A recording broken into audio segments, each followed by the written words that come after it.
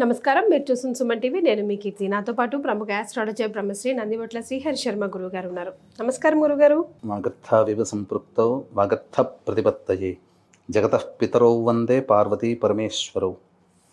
ఆదిత్యాయ చ సోమాయ మంగళాయ బుధాయ చ గురుశుక్ర శనిభ్యశ్చ రాహవే కేతవే నమః. శృంగేరి జగద్గురు పీఠాధిపతులకి, కంచి పీఠాధిపతులకి నమస్కారములు తెలియజేసుకుంటూ కార్యక్రమాన్ని ప్రారంభిద్దాం. గురుగారు, కార్తీక మాసంలో మరో ముఖ్యమైన రోజు పోలిపాడ్యమే కదా. మరి ఈ రోజు ముఖ్యంగా నది స్నానాలు కానీ, నదిలో దీపాలు వదలడం కానీ చాలా చాలా ప్రముఖంగా చేస్తూ ఉంటారు. అండ్ చరిత్ర కూడా ఒక మంచి గాథ కూడా చెప్తా ఉంది. సో అవన్నీ ఒకసారి గుర్తు చేసుకుందాం గురుగారు. ముఖ్యంగా అసలు దీపాలు నదిలో ఏ సమయానికి వదలాలి? ఇక్కడ మనం గమనించుకుంటేనమ్మా, పోలిపాడ్యమి అనేటువంటిది అనాదిగా వస్తున్నటువంటి ఆచారంలో పాటించేటువంటిది. అయితే దీని యొక్క అంతరార్థాన్ని మనం మొదలు తెలుసుకోవాలమ్మా. అంటే పోలమ్మ అనేటువంటి యొక్క మహిళ నిరంతరం ఈ కార్తీక మాసం అంతా భక్తి ప్రపత్తులతో, విశ్వాసముతో దేవుడి పూజ మనస్సులోనే చేసుకుంటూ దీపారాధన ప్రతిరోజు చేసినటువంటి కారణ ప్రభావం వలన బొందితోనే కైలాసానికి వెళ్ళింది అని చెప్పి మనకు చెప్పబడి ఉంది. అంటే కైలాసానికి బొందితోనే మోక్షం చెందింది అని అర్థం. అంటే దీంట్లో అర్థం ఏంటి? నిజంగా అది ఎప్పటి కాలమో అది జరిగింది. ఇప్పటి కాలంలో కూడా కలికాలం కాబట్టి నిజంగా దైవ అనుగ్రహం ఉంటే స్వర్గానికి వెళ్ళే అవకాశం దక్కుతుంది. లేదు, ఈ కలియుగంలో మన సంకల్పం నెరవేరుతుంది, మనల్ని ఇబ్బంది పెట్టే సమస్యలకి మోక్షం కలుగుతాయని అర్థం చేసుకోవాలి. వాస్తవంగా మనం అర్థం చేసుకోదలిసినటువంటి అది ఇది. ఇప్పుడు మనకు ఈ పోలమ్మ గురించి, పోలిపాడ్యమి, కార్తీక మాసంలో పోలిపాడ్యమి అనేటువంటిది మనం ఎలా అయితే ఆమెను తలుచుకుంటున్నామో యుగ యుగాల నుంచి, ఇది కూడా మనకు వరలక్ష్మి వ్రతం చేస్తే చారుమతిని ఇప్పటికీ తలుచుకుంటున్నాంగా. అందుకనే మళ్ళీ కార్తీక మాసంలో ఈమె ప్రసిద్ధి కాబట్టి ఈమెను తలుచుకోమని శాస్త్రం, పూర్తి కాదు. అలాగే మనకు ఈ పోలమ్మ మన ఆంధ్రులు అవ్వడం మన అదృష్టం, తెలుగు అమ్మాయి అవ్వడం మన అదృష్టం. విజయవాడ పరిసర ప్రాంతాల్లో ఈ సంఘటన జరిగిందమ్మా. పోలమ్మ అచ్చ తెలుగింటి ఆడపడచ్చు. ఇది ఇక విషయానికి వచ్చేసేసరికి ఈ గాథ అనేటువంటిది మనస్సులో స్మరణం చేసుకుంటూ ఈ పోలిపాడ్యమి యొక్క విధానాన్ని ఆచరించాలి. అంటే ఇప్పుడు వరలక్ష్మి వ్రతం రోజు మనం ఎలా అయితే కథ చదువుకుంటామో, సత్యనారాయణ స్వామి వ్రతం అప్పుడు కథ చదువుకుంటామో, అట్లా చేయాలా గురుగారు? ఆ కలిగినటువంటి పోలమ్మకు కలిగినటువంటి భాగ్యాన్ని తలుచుకోవాలి. అప్పుడు కార్తీక మాసంలో దీపారాధన, జపము, దానము ఇవన్నీ చేసిన పుణ్య ఫలితం సంపూర్ణమవుతుంది. అంటే క్లుప్తముగా చెప్పాలి అంటే, ఒక స్త్రీమూర్తికి 6 కుమారులు, కోడళ్ళు. అందరికంటే చిన్న ఆవిడ ఈ పోలమ్మ. కాబట్టి చిన్నవాడిని చూస్తే మొత్త బుద్ధి అవుతుందని శాస్త్రమే, సామెతే ఉంది. కాబట్టి 5తో పాటుగా ఈమె కూడా, అత్తగారు కూడా ఈ అమ్మాయి మీద, చిన్న అమ్మాయి మీద ఆధిపత్యం చెలాయిస్తూ ప్రతి ఇంటి పని ఆమె మీదనే పెడుతూ, ఆమెకి ఎంత భక్తి ఉన్నా ఆమె యొక్క గుణగణాల చేత అందరూ ఈమెని గొప్పగా పొగుడుతుంటే చూసి అసూయతో ఉండి తట్టుకోలేక ఆమెని ఎక్కువగా ఒత్తిడి చేసేటువంటి వాళ్ళు. ఈమె ముందరనే కావాలని వచ్చేది కార్తీక మాసం, మనమందరం పుణ్యం సంపాదించుకుందాం, రోజు ఈ విధంగా స్నానం ఆచరిద్దాం, దానం చేద్దాం, ఇలా చెప్పుకుంటూ ఉన్నారు. ఆ కార్తీక మాసం రానే వచ్చింది. బండెడు చాకిరి, బండెడు అంట్లు అన్నీ కూడా ఆ చిన్న కోడలికి అప్పగించి వీళ్ళు పోయి స్నానాలు ఆచరించడం, రావడం. కానీ ఈవిడికి కూడా నేను చేస్తే బాగుండు అని, కానీ ఇంట్లోనే ఆ నదిలో స్నానం చేసినట్టుగా భావన చేసుకుంటూ ఉండి దీపారాధన ఎలా చేయాలని తోటి కోడలందరూ చెప్పుకుంటూ ఉండేవాళ్ళు కదా. నేను కూడా దీపారాధన చేయాలని చెప్పేసి అనుకుంటుంటే ఎటువంటి వస్తువుల్ని ఈమెకి అందుబాటులో ఉంచేటువంటి వాళ్ళు కాదు.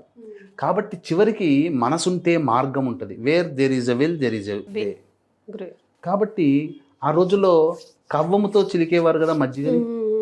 వెన్న అంటుకుంటుంది కదా, ఆ వెన్న అంటుకున్న దాన్ని జాగ్రత్తగా తీసి ఇంట్లో ఉన్నటువంటి పత్తి చెట్టుకు వచ్చినటువంటి పత్తిని అప్పటికప్పుడు తీసి దాన్ని బాగా వృద్ధి వెలిగించి వాళ్ళు వచ్చి కనబడకుండా ఒక గంపని అడ్డు పెట్టేది, గంపతో మూసేసేది. ఇలా దినచర్య 4 రోజుల పాటు చేసింది. భక్తి ప్రపత్తులతో ఈశ్వరుని మనసారా ధ్యానం చేసింది. అలాగే దానము చేయలేంత శక్తి లేకపోయినా మనస్సులోనే నాకు శక్తి కలిగితే దానం చేస్తాననే భావన పెట్టుకుంది. ప్రతిరోజు కూడాను నదీ స్నానం చేయలేకపోయాను, కానీ స్నానం చేసినటువంటి పుణ్య ఫలితం కలగాలని నదీ స్నానం చేస్తున్నట్టుగానే భావన చేస్తూ ఇంట్లో చేసింది. ఇవే కదా కార్తీక మాసంలో చెప్పబడినటువంటి. ఎప్పట్లానే అమావాస్య అయిపోయింది, అమావాస్య తర్వాత అయిపోయింది, పాడ్యమి రాగానే పుష్పక విమానం లాంటిది వచ్చింది స్వర్గం వెళ్ళడానికి. అప్పుడు అందరూ వస్తే తోటి కోడళ్ళు ఈ అత్తగారు వీళ్ళందరూ ముచ్చట పెట్టుకుంటున్నారు. మేం రోజు నిష్ఠగా చేసుకున్నాం, దానం చేసుకున్నాం, స్నానాలు చేసాం, భక్తి ప్రపత్తులతో పూజ చేసుకున్నాం, మా కోసం వచ్చిందని అందరూ అందులో కూర్చోవడానికి బయలుదేరారు. కానీ అందులో ఉన్నటువంటి రథసారథి పక్కకు నెట్టి అందరినీ నెట్టి నువ్వే రామ్మ అని చెప్పి చిన్న కోడల్ని పిలిపించారు, పోలమ్మని. రాగానే వెళ్ళారు. మాకు దక్కని ఈమెం చేసింది, ఈమెం చేయలేదు కదా అని అంటే అప్పుడు ఆమె చేసిందంతా కూడా రథసారథి చెప్పి ఈమె నిండైనటువంటి భక్తి విశ్వాసంతో ఈమె చేసింది, ఈమెకే దక్కాలి, ఈ స్వర్గం ఈమెకే వెళుతుంది అని చెప్పగానే అప్పుడు అసూయతో ఏం చేసింది, ఆ యొక్క రథం వెళుతుంటే ఆకాశ మార్గంలో ఆ రథం చాలును పట్టుకున్నది. రథసారథి పక్కకు తెచ్చేసేసారు, బొందితో స్వర్గానికి వెళ్ళింది. ఈ విధమైనటువంటి గాథని మనసులో జ్ఞప్తికి చేసుకుంటూ పాడ్యమి రోజున కార్తీక మాసం నెల రోజుల పాటు ఉపవాస నియమాన్ని పాటిస్తూ దీక్షా నియమంగా ఉంటూ దేవతారాధన చేసి దీపారాధన చేసి స్నానం ఆచరించినటువంటి పుణ్య ఫలితం కలిగినటువంటి కారణం చేత పాడ్యమి రోజున స్వర్గం అనేటువంటిది ఈ అమ్మాయికి కలిగింది. కాబట్టి కార్తీక మాసం పూర్తిగా అయిపోయిన తర్వాత పాడ్యమి రోజు 21వ తారీఖు రోజున అప్పుడు ఈ యొక్క దీపారాధన, దీపాన్ని వదలడం అనేది చెయ్యాలి. కాబట్టి ఇప్పుడున్నటువంటి పరిస్థితుల్లో నగరాలు కాబట్టి అందరికీ ఉండవు కదా, ప్రతి దేవాలయంలో పుష్కరిణి లాంటిది తటాకం ఉంటుంది, నదులు ఉంటాయి, సముద్రంలో వదలలేరు. కాబట్టి ఇంట్లోనే ప్రస్తుత పరిస్థితులకి అనుగుణంగా ఇంట్లోనే ఒక బకెట్ కానీ ఒక టబ్బు కానీ తీసుకొని శుద్ధమైనటువంటి నీళ్లు తీసుకొని అరటి డొప్పల్లో కానీ ఆకు డొప్పలు పూజా స్టోర్లో దొరుకుతాయి, ఆ డొప్పల్లో కానీ ఎక్కువగా అవసరం లేదమ్మా. పువ్వొత్తులు బొడ్డొత్తులు అంటారు కదా, వాటిని ఆవు నేతిలో ముంచి వెలిగించి ఆ నీటిలో వేసి పోయి రావమ్మ దీపమా అని చెప్పి ఆ దీపాన్ని వదిలివేయాలి. ఈ విధంగా చెయ్యాలి. కానీ ఇది సూర్యోదయం కంటే ముందే చెయ్యాలి. కాబట్టి ఏ సమయంలో చెయ్యాలనేది కూడా తెలియజేస్తాను. వీక్షించేటువంటి ప్రేక్షకులకి నవంబర్ 26వ తారీఖు రోజున మార్గశిర శుద్ధ షష్ఠి, సుబ్రహ్మణ్య షష్ఠి అని అంటారు. ఆ రోజున జాతకరీత్యా కలుగు అన్ని రకాల దోషాల నివారణకి సర్వదోష నివారణ పూజల హోమాలతో పాటు సుబ్రహ్మణ్య మూలమంత్ర పాశుపత హోమము కూడా జరిపించడం జరుగుతుంది. దీని ద్వారా బంధ్యాదోషములు, కుజదోషములు, కాలసర్పదోషములు, అలాగే వివాహపరమైనటువంటి దోషములు, ఉద్యోగపరమైన దోషములు తొలగి రుణబాధలు తొలగి ఆనందంగా ఉంటారు. కాబట్టి అవకాశం ఉన్నవాళ్ళు ఈ కార్యక్రమం తదనంతరం కాంటాక్ట్ చేసి మీ గోత్రనామాలు నమోదు చేసుకోవచ్చు. ఈ కార్యక్రమంలో నమోదు చేసుకున్నటువంటి వాళ్ళకి వైజయంతి మాల ఇవ్వడం జరుగుతుంది. అవకాశం ఉన్న వాళ్ళు సంప్రదించండి.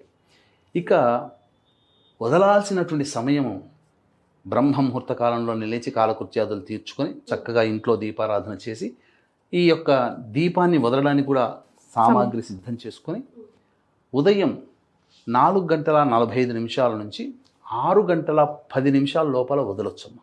సూర్యోదయం కంటే ముందే ఈ విధమైనటువంటి ప్రక్రియ చేయాలి. సూర్యోదయం తర్వాత చేయడానికి వీలు కాదు, చెయ్యకూడదు కూడా. కాబట్టి ఈ సమయంలోనే చేస్తే అప్పుడు కార్తీక మాసం నెల రోజుల పాటు ఎంతో నిష్టగా ఉన్నారు కదా, ఈ ఒక్క రోజున చేయడం ద్వారా సంపూర్ణమైనటువంటి స్థితి కలుగుతుందని చెప్పవచ్చమ్మా. తప్పకుండా చేస్తాం గురుగారు, చాలా సంతోషం, ధన్యవాదాలు. సర్వం శ్రీ ఉమామహేశ్వర పరబ్రహ్మార్పణమస్తు.